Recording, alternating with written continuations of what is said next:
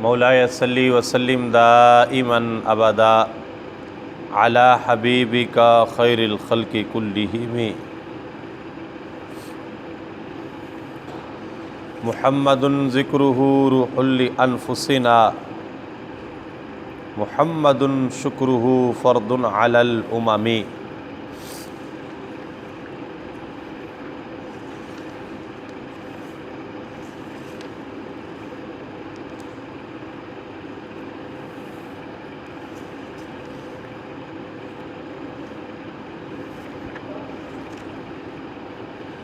نبی کریم صلی اللہ علیہ وآلہ وسلم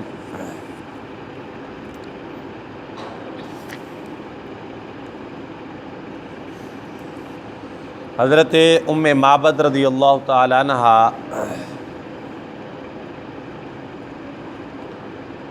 آپ کی جھونپڑی سے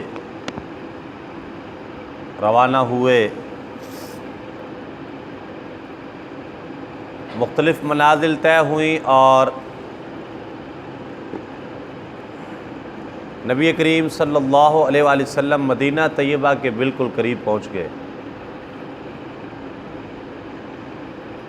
سرکار دو عالم صلی اللہ علیہ وآلہ وسلم مدینہ پاک کے قریب پہنچے تو بریدہ اسلمی نامی شخص اپنے 80 دوستوں کو لے کے نبی کریم صلی اللہ علیہ وآلہ وسلم کے پاس آن پہنچا۔ شاید ان کو بھی وہ اونٹوں والی بات پہنچ گئی تھی، تو اسی مشن پہ یہ بھی تھے اور اپنے 80 دوست ساتھ ملائے ہوئے تھے۔ لیکن کمال ہے، نبی کریم صلی اللہ علیہ وسلم سے ملاقات ہوئی، حضور علیہ السلام نے صرف چند سوال کیے ان سے، دل کی دنیا بدل گئی، کایا پلٹ گئی۔ آقا کریم علیہ السلام نے سب سے پہلے فرمایا تمہارا نام کیا ہے؟ کہنے لگے جی بریدہ۔ نبی پاک علیہ السلام نے بریدہ سے برودت کا شگون لیا اور فرمایا برد امرنا، ہمارا معاملہ ٹھنڈا ہو گیا، ہمارا معاملہ ٹھنڈک اور خنکی پر منتج ہوا، یعنی اچھا نتیجہ نکلا۔ تو بریدہ نام بتایا تو بریدہ سے برودت ٹھنڈک کو کہتے ہیں، حرارت گرمی کو کہتے ہیں۔ آقا کریم علیہ السلام نے فرمایا ہمارا معاملہ ٹھنڈا ہو گیا۔ پھر پوچھا کس قبیلے سے ہو؟ کہنے لگے جی قبیلہ اسلم سے۔ نبی کریم صلی اللہ علیہ وآلہ وسلم نے فرمایا سلمنا، ہمارے لیے سلامتی ہے۔ پھر فرمایا کون سا اسلم؟ کہنے لگے جی جو بنو سہم کی ایک شاخ ہے، قبیلہ بنو سہم کی ایک شاخ ہے قبیلہ بنو اسلم۔ آقا کریم علیہ السلام نے فرمایا سام حصے کو کہتے ہیں۔ آقا کریم علیہ السلام نے سیدنا صدیق اکبر رضی اللہ تعالیٰ عنہ کو مخاطب کرتے ہوئے فرمایا خرج سامو کا، تیرا حصہ نکل آیا ہے۔ تو بس اتنی بات چیت ہوئی تھی کہ بریدہ نے پوچھا آپ کون ہیں؟ آقا کریم علیہ السلام نے فرمایا میں محمد ابن عبداللہ ہوں، اللہ کا رسول۔ تو اسی وقت بریدہ نے کلمہ پڑھا اشہد ان لا الہ الا اللہ و اشہد ان محمد رسول اللہ، کلمہ پڑھ کے مسلمان ہو گئے۔ اب جب مسلمان ہوئے تو عشاء کی نماز کا وقت تھا، آپ کے تمام ساتھی بھی مسلمان ہوئے اور انہوں نے نبی پاک علیہ السلام کی معیت میں آپ کی اقتداء میں نماز عشاء وہاں پہ ادا کی۔ جب صبح ہوئی نبی پاک علیہ السلام وہاں سے روانہ ہونے لگے تو حضرت بریدہ اسلمی کہنے لگے، عرض کرنے لگے یا رسول اللہ آج آپ یثرب میں داخل ہونے والے ہیں، میرا دل چاہتا ہے کہ آپ پوری شان و شوکت سے داخل ہوں اور ایسے داخل ہوں کہ آگے آگے آپ کا جھنڈا لہرا رہا ہو۔ یہ عربوں کا ایک رواج تھا یہ بھی کہ کوئی سردار کوئی ایسے جب جاتا کسی جگہ پہ تو ساتھ جھنڈا ایک لہرا رہا ہوتا، پتہ چلتا ہے جی فلاں بڑا آدمی، بڑا سردار آ رہا ہے، ساتھ اس کا جھنڈا بھی ہے۔ یہ جو ہمارے پنجابی میں بھی ایک ایسے کہاوت سی مشہور ہے نا، تیرے جھنڈے لگے ہیں، یہ شاید وہیں سے آیا ہے کہ جھنڈا لگتا ہوتا تھا بڑے سردار کا، بڑا آدمی ہوتا تھا، بڑا سردار ہوتا تھا، جان پہچان والا ہوتا تھا، پھر اس کے ساتھ وہ ہے جھنڈا چلتا ہوتا تھا، پتہ چلتا تھا کہ کوئی بڑا آدمی آ رہا ہے۔ عرض کیا رسول اللہ صلی اللہ علیہ وسلم، میرا دل ہے کہ آپ جب مدینہ پاک میں داخل ہو نا تو شان و شوکت سے ہوں اور آپ کا جھنڈا بھی ساتھ ہو۔ نبی پاک علیہ الصلوۃ والسلام نے خاموشی اختیار فرمائی۔ حضرت بریدہ اسلمی رضی اللہ تعالیٰ عنہ سمجھ گئے کہ منشائے مصطفیٰ صلی اللہ علیہ وآلہ وسلم کیا ہے۔ انہوں نے اب اور کوئی چیز تھی نہیں، اپنا امامہ کھولا جو باندھا ہوا تھا، اس کو کھولا، کھول کے وہ کپڑا لیا اور نیزہ جو تھا وہ نیزے کے اوپر وہ کپڑا باندھ کے جھنڈا بنا لیا، اور جھنڈا بنا کے تو نبی پاک علیہ الصلوۃ والسلام کے ساتھ ساتھ چل پڑے آگے آگے، اور نبی پاک علیہ السلام کو مدینہ طیبہ میں داخل کر کے وہاں سے واپس آ گئے۔ تو گویا حضرت بریدہ اسلمی رضی اللہ تعالی عنہ نے وہاں پہ سرکار کی آمد پر پہلا جلوس نکالا، جھنڈا باندھ کے باقاعدہ، ٹھیک ہے، ہاں جھنڈے کے ساتھ جلوس نکلا نا، اور نبی پاک علیہ الصلوۃ والسلام کا استقبال ہوا، اور سرکار کو مدینہ پاک میں خوش آمدید کہنے کے لیے حضرت بریدہ اسلمی رضی اللہ تعالیٰ عنہ نے اپنا وہ جو صافہ تھا، اپنی پگڑی تھی، وہ اتار کے اپنے نیزے پہ باندھ کے اس کا جھنڈا بنا دی۔ مدینہ طیبہ کے لوگ نبی پاک علیہ السلام کی آمد کے منتظر تھے، اور روزانہ وہ استقبال رسول صلی اللہ علیہ وآلہ وسلم کے لیے مدینہ طیبہ کے باہر جا کے بیٹھ جایا کرتے، دروازے پہ بیٹھ جایا کرتے، راستوں پہ بیٹھ جایا کرتے، جو راستے مدینہ پاک میں داخل ہوتے تھے، انٹری گیٹ جو تھے وہاں پہ بیٹھ جاتے، انتظار کرتے، دیکھتے، چھتوں پہ اونچی اونچی جگہ پہ بیٹھ کے کہ نبی پاک علیہ الصلوۃ والسلام کی آمد کے آثار نظر آئیں، سرکار کی تشریف آوری ہو، ہم آپ کو خوش آمدید کہیں اور سرکار کو لے کے آئیں۔ اللہ اکبر۔ ستمبر کا مہینہ تھا، شدید گرمی تھی، اس لیے اکثر لوگ رات کو سفر کیا کرتے تھے کہ رات کو ذرا موسم ٹھنڈا ہو جاتا تھا، دن کے وقت گرمی ہوتی تھی۔ آقا کریم علیہ الصلوۃ والسلام کا معمول مبارک بھی یہی تھا کہ زیادہ سفر رات کو ہوتا، اور دن کے وقت جب گرمی ہو جاتی تو پھر آپ آرام فرماتے۔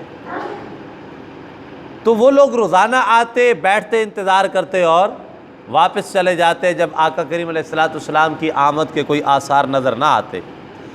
اسی طرح ایک دن جو ہے وہ اہل مدینہ انتظار کر کے واپس اپنے گھروں کو چلے گئے تھے کہ ایک یہودی جو ہے وہ اپنے بلند قلعے، بڑا سا قلعہ تھا اس کا، اس قلعے کے اوپر چڑھ گیا، بنگلے پہ چڑھ کے، اور اس کی جب نظر پڑی مکہ پاک کے راستے پہ تو وہ چند آدمی ادھر سے آتے ہوئے نظر آئے، سمجھ گیا کہ یہ وہی لوگ ہیں جن کا اہل مدینہ روزانہ انتظار کرتے ہیں بیٹھ کے، اور ان کے انتظار میں اپنی آنکھیں فرش راہ کیے ہوئے ہیں۔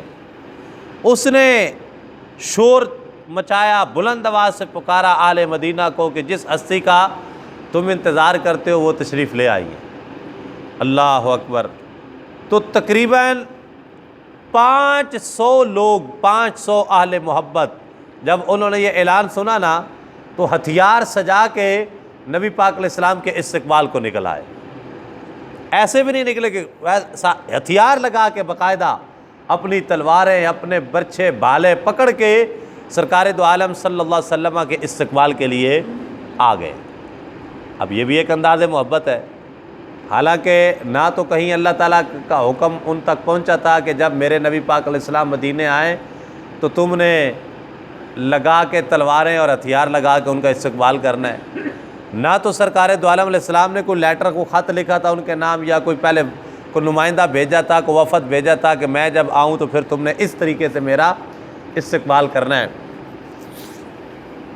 ایک ان کا محبت پر انداز تھا جو کہ بظاہر شریعت کے کسی اصول سے متصادم نہیں تھا، شریعت کے ساتھ ان کے اس عمل کا تصادم نہیں تھا، آقا کریم علیہ السلام نے اس کو منع نہیں فرمایا۔ وہ لوگ آئے اور نبی پاک علیہ السلام کے استقبال کے لیے پہنچے۔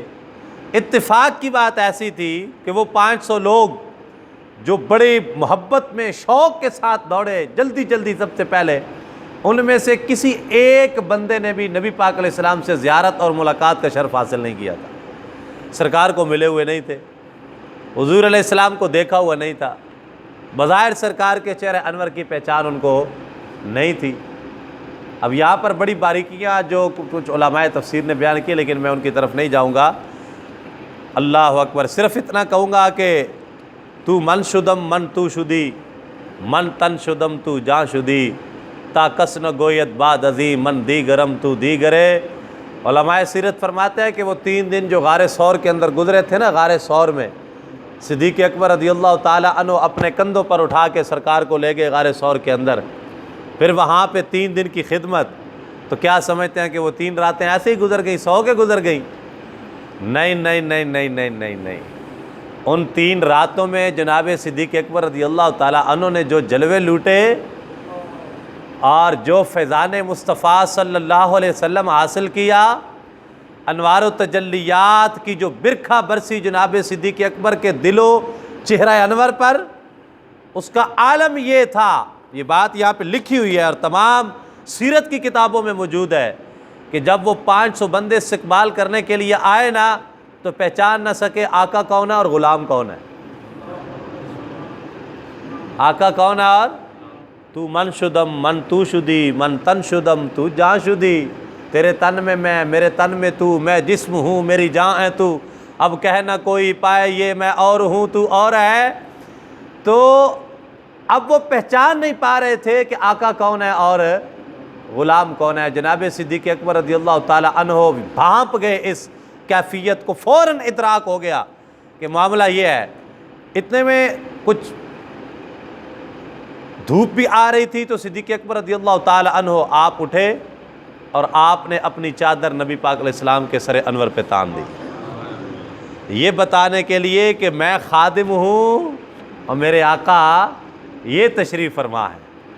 لوگ آئے، نبی پاک علیہ السلام سے ملے، سرکار دو عالم علیہ السلام کو خوش آمدید کہا، والہانہ انداز میں سلام پیش کرنے لگے، اور جب سارے لوگ ملاقات کر چکے، سلام عرض تسلیمات ہو چکی، تو نبی پاک علیہ السلام حضرت کلثوم بن حدم کے مکان پر جلوہ گر ہو گئے۔ حضرت کلثوم بن حدم بڑے مہمان نواز انسان تھے۔ نبی پاک صلی اللہ علیہ وسلم کی مدینہ طیبہ میں تشریف آوری سے قبل جتنے صحابہ ہجرت کر کے سرکار سے پہلے مدینہ پاک میں آئے تھے، ان کی اکثریت حضرت کلثوم بن حدم کے ڈیرے پر فروکش تھی۔ اکثر لوگوں نے حضرت کلثوم بن حدم کے گھر میں سٹے کیا ہوا تھا، اور آپ بڑے فیاض اور سخی انسان تھے۔ بس صبح دوپہر شام دسترخوان چل رہا تھا، لنگر چل رہا تھا، اور مہاجرین جو وہاں پر رکے ہوئے تھے ان کی خدمتیں ہو رہی تھیں، ہر آنے والے کو خوش آمدید کہا جا رہا تھا، بستر دیا جا رہا ہے، بیٹھنے کی جگہ دی جا رہی ہے، کھانا دیا جا رہا ہے، اور وسیع نظام جو ہے وہ چل رہا ہے۔ آقا کریم صلی اللہ علیہ وآلہ وسلم بھی حضرت کلثوم بن حدم کے مقدر پہ قربان نہ جائیں۔ ہاں، حضرت ابو ایوب انصاری کا تو سنا ہے نا واقعہ سرکار، لیکن ان سے پہلے جس ہستی کو سعادت ملی وہ حضرت کلثوم بن حدم ہے۔ نبی پاک علیہ السلام نے سب سے پہلے مدینہ طیبہ میں داخل ہوتے ہوئے سب سے پہلے جن کے گھر قیام فرمایا وہ حضرت کلثوم بن حدم ہے۔ ان کے گھر نبی پاک علیہ السلام تشریف فرما رہے، اور سرکار دو عالم علیہ السلام کی آمد کے چند دنوں کے بعد حضرت کلثوم بن حدم کا انتقال ہو گیا، آپ فوت ہو، دنیا سے وصال فرما گئے۔ اللہ اکبر۔ وہیں پہ آقا کریم علیہ السلام کی جلوہ گری ہوئی، اور نبی پاک علیہ السلام نے قباء کے مقام پہ مسجد قباء تعمیر فرمائی۔ 14 دن نبی پاک علیہ السلام کا سٹے رہا وہاں پہ قباء کے مقام پر۔ اور مسجد کی تعمیر کے وقت صحابہ کرام بڑھ چڑھ کے حصہ لے رہے تھے۔ سرکار دو عالم علیہ الصلوۃ والسلام خود پتھر اٹھا اٹھا کے لا رہے تھے، خود پتھر اٹھا اٹھا کے لا رہے تھے۔ اور جب کوئی بھاری پتھر نبی پاک علیہ الصلوۃ والسلام اٹھا کے لاتے اور کوئی صحابی آگے بڑھتے، وہ پتھر یا رسول اللہ میرے ماں باپ قربان، آپ یہ ہمیں عطا فرما دیں، تو آقا کریم علیہ الصلوۃ والسلام کسی دوسری پتھر کی طرف اشارہ کر کے فرماتے آپ اسے اٹھا لو۔ اور اس طرح یہ مسجد قباء جو ہے وہ تعمیر کی گئی۔ اس سے پتہ چلا کہ نبی پاک علیہ الصلوۃ والسلام کو کتنا پسند ہے مسجد کی خدمت کرنا، مسجد کو تعمیر کرنا اور اس کی تعمیر میں خود حصہ لینا۔ مسجد قباء وہ مسجد ہے کہ جس میں نبی پاک علیہ الصلوۃ والسلام نے خود تعمیر کرنے میں بنفس نفیس حصہ لیا، اور اس لیے اس مسجد کی اتنی فضیلت ہے کہ مسجد قباء میں 2 رکعت نماز پڑھنے سے پورے عمرے کا ثواب ملتا ہے۔ 2 رکعت نماز نفل مسجد قباء میں پڑھنے سے اللہ تعالیٰ پورے عمرے کا ثواب عطا فرماتا ہے۔ یہ مسجد قباء کی فضیلت ہے، اور وہاں پر یہ اسلام کی ایسی شاہکار اور شاندار مسجد ہے جس کو نبی پاک علیہ السلام نے اپنے ہاتھوں سے تعمیر فرمایا۔ پتھر ڈھونے والوں میں حضرت عبداللہ ابن رواحہ رضی اللہ تعالیٰ عنہ بھی تھے۔ حضرت عبداللہ ابن رواحہ رضی اللہ تعالیٰ عنہ نبی پاک علیہ السلام کے درباری نعت خوان تھے۔ اللہ تعالیٰ نے ایسا ملکہ عطا فرمایا تھا کہ ایسے فی البدی شعر کہنا شروع کرتے اور پوری پوری نظم کہہ دیا کرتے تھے، نعت پڑھنا شروع کرتے اور پوری پوری نظم لکھ دیا کرتے تھے، نعت لکھ دیا کرتے تھے۔ بلکہ ایک دفعہ آقا کریم علیہ السلام نے خود ان کو فرمایا بھی، عبداللہ ابن رواحہ بھلا کوئی تازہ شعر ابھی لکھو گا، ابھی ذرا میرے سامنے کوئی تازہ شعر کہو۔ تو انہوں نے شعر اسی وقت جب سرکار نے فرمایا، ایسا اللہ نے ملکہ عطا کیا تھا، ایسا حافظہ عطا کیا تھا، ایسی ایک وہ قوت ان کی استدلال تھی۔ نبی پاک علیہ السلام نے فرمایا ابھی ذرا میرے سامنے کچھ کہو نا، تو اسی وقت کریم آقا علیہ الصلوۃ والسلام کے سامنے انہوں نے سرکار دو عالم علیہ الصلوۃ والسلام کی ایک نعت لکھ دی۔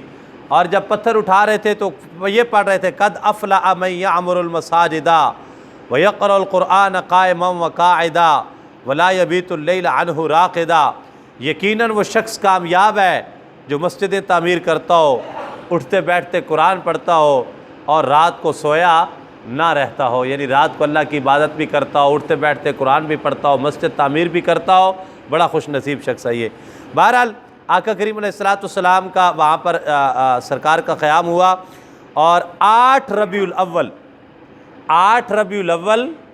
13 نبوی 20 ستمبر 622 عیسوی سوموار کے دن نبی پاک علیہ السلام قباء کے مقام پر جلوہ گر ہوئے۔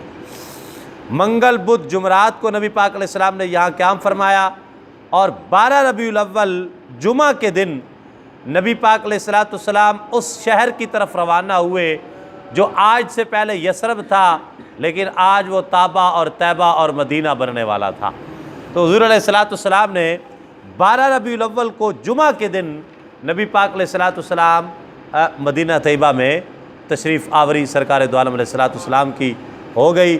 حضور علیہ الصلوۃ والسلام جب قباء سے روانہ ہونے لگے، نبی پاک علیہ السلام اپنی ناقہ مبارک اونٹنی پر سوار ہوئے، تو اہل قباء نے یہ سمجھا کہ شاید ہماری طرف سے خدمت میں کوئی کمی رہ گئی ہے، تو نبی پاک علیہ الصلوۃ والسلام نے ہم سے اعراض فرمایا ہے۔ سرکار دو عالم علیہ السلام کی مبارک اونٹنی کے سامنے آ گئے، ہاتھ جوڑ کے عرض کرتے ہیں یا رسول اللہ ہمارے آقا، کیا ہماری طرف سے خدمت میں کوئی کمی رہ گئی ہے؟ تو ہم معافی چاہتے ہیں، سرکار ہمیں چھوڑ کے جا رہے ہیں۔ آقا کریم علیہ السلام نے فرمایا نہیں، ایسی بات نہیں ہے، میری اونٹنی جو ہے یہ معمور ہے، اس کو حکم دیا گیا ہے، یہ جہاں پر جا کے سٹے کرے گی ادھر ہی میرا مستقل قیام ہوگا۔ آقا کریم علیہ الصلوۃ والسلام اپنی اونٹنی مبارک پہ سوار ہوئے، اور 12 ربیع الاول کو جمعہ کے دن نبی پاک علیہ الصلوۃ والسلام مدینہ طیبہ میں داخل ہوئے۔ قبیلہ بنو نجار کی بچیاں نبی پاک علیہ السلام کے استقبال کر رہی ہیں۔ طلع البدر علینا من ثنیۃ الوداع وجب الشکر علینا ما دعا للہ داعی، کہنے لگی چاند نکل آیا کوہ ودا کی گھاٹیوں سے، ودا پہاڑی کا نام تھا، ودا پہاڑی کی گھاٹیوں سے چاند نکل آیا ہے، اور چاند بھی کون سا نکل آیا؟ 14ویں کا، بدر ہے نا، بدر کہتے ہیں 14ویں کے چاند کو۔ طلع البدر علینا من ثنیۃ الوداع، ودا پہاڑ کی گھاٹی سے 14ویں کا چاند نکل آیا، وجب الشکر علینا، تو پھر ہم پہ شکر تو واجب ہے نا، ہم پہ شکر تو واجب ہے کہ شکر ادا کریں کہ یا اللہ تیرا لاکھ لاکھ شکر ہے تو نے اپنے حبیب علیہ السلام ہمیں عطا فرمائے ہیں، یا اللہ تیرا لاکھ لاکھ شکر ہے تیرے حبیب علیہ السلام کا امتی ہونے کا شرف حاصل ہوا، یا اللہ تیرا لاکھ لاکھ شکر ہے تیرے حبیب علیہ السلام کا کلمہ پڑھنے کا شرف حاصل ہوا۔ کس کس بات پہ شکر ادا کریں؟ اب وہ بچیاں بنو نجار کی بچیاں جو ہیں وہ اس طرح جو ہے وہ نعتیں پڑھ کے نبی پاک علیہ السلام کا استقبال کر رہی ہیں۔ آقا کریم علیہ السلام نے ان بچیوں سے پوچھا کیا تمہیں مجھ سے محبت ہے؟ چھوٹی بچیاں تھیں، چھوٹی بچیاں، نابالغ بچیاں۔ حضور علیہ السلام نے فرمایا کہ تمہیں مجھ سے محبت ہے؟ وہ معصومانہ اداؤں سے جواب دیتی جی ہاں یا رسول اللہ ہمیں آپ سے محبت ہے۔ نبی پاک علیہ السلام فرماتے اللہ کی قسم مجھے بھی تم سے محبت ہے۔ ٹھیک ہے، کیا سعادت پائی تھی ان بچیوں نے، اور ان کا وہ استقبال اور ان کی وہ نعت نبی پاک علیہ السلام کو کتنی پسند آئی تھی۔ سرکار دو عالم علیہ السلام نے اپنی محبت کی سند ان بیٹیوں کو عطا فرمائی کہ تمہیں مجھ سے محبت ہے تو مجھے تم سے محبت ہے۔ اس شان سے نبی پاک علیہ السلام کا داخلہ ہوا مدینہ پاک میں، اور سرکار دو عالم علیہ السلام کی جو ناقہ مبارک تھی چلتی چلتی چلتی چلتی چلتی حضرت ابو ایوب انصاری رضی اللہ تعالی عنہ کے مکان کے آگے جا کے بیٹھ گئی۔ نبی پاک علیہ السلام نے وہیں پہ قیام فرمایا حضرت ابو ایوب انصاری رضی اللہ تعالی عنہ کے گھر میں۔ اونٹنی یہاں پہ کیوں رکی؟ حضرت ابو ایوب انصاری کے گھر کے آگے کیوں رکی اور کسی جگہ پہ جا کے کیوں نہ رکی؟ اس کے پیچھے صدیوں کا ایک راز تھا، ایک دو دن کی بات نہیں، صدیوں کا ایک راز، ایک امانت اس مکان میں چلی آ رہی تھی، اس لیے نبی پاک علیہ السلام نے وہیں پہ قیام فرمایا۔ وہ راز کیا تھا؟ وہ کیا تھی امانت، اور کس کی تھی امانت، اور اونٹنی کیوں وہیں پہ جا کے رکی؟ زندگی رہی تو کل انشاءاللہ اس پہ گفتگو کریں گے، اور سرکار دو عالم علیہ السلام کی مدنی زندگی پہ بات ہوگی۔ اللہ تعالیٰ مجھے آپ کو عمل کی توفیق عطا فرمائے۔